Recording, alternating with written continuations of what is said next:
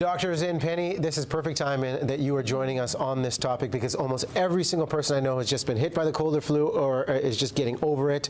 So where do we start? Before we get to the idea of medicine, basic things we can do to prevent the idea of getting sick. Absolutely. Prevention is key, particularly right now because the virus that's out that we're seeing is actually mutating in people. So it means that if person A transfers it to person B, it changes shape in person B, so it's not the same virus anymore, so person A can get contagious or can contract that virus all over again.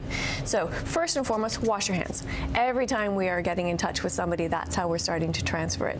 The second most important thing is sleep. Everybody underestimates sleep, and it is vital. There's 5 stages of sleep, and stage 4 is where our brain goes into what's called delta wave activity.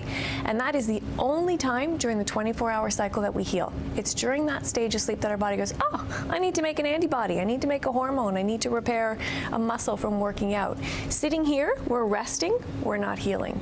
So the best thing you can do for yourself, sleep. And how much sleep are we talking about? Because some people get antsy, they want to keep moving, they still want to go to work. How much sleep are we talking about in terms of the recovery? Well, it's all about that stage 4 sleep. So traditionally, to cycle through all 5 stages of sleep and get a sufficient amount of stage 4 sleep, we need 8 hours.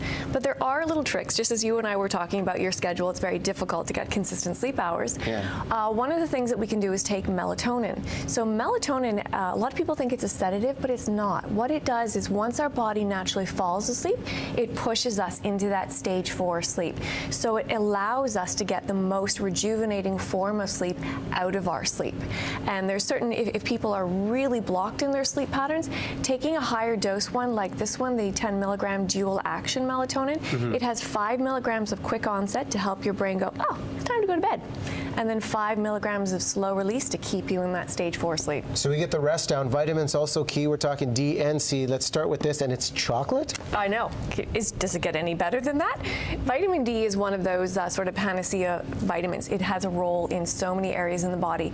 And with the immune system, it will help to increase the production of our antibodies. It also helps to decrease inflammation, and it plays a very small role in reducing cortisol, our main stress hormone. And in a chocolate chew square delivery, who doesn't want to take that? It's just an added bonus. Exactly. Yeah, now the vitamin C, I remember going to the Shoppers Drug Mart and saying, okay, which vitamin C do I choose?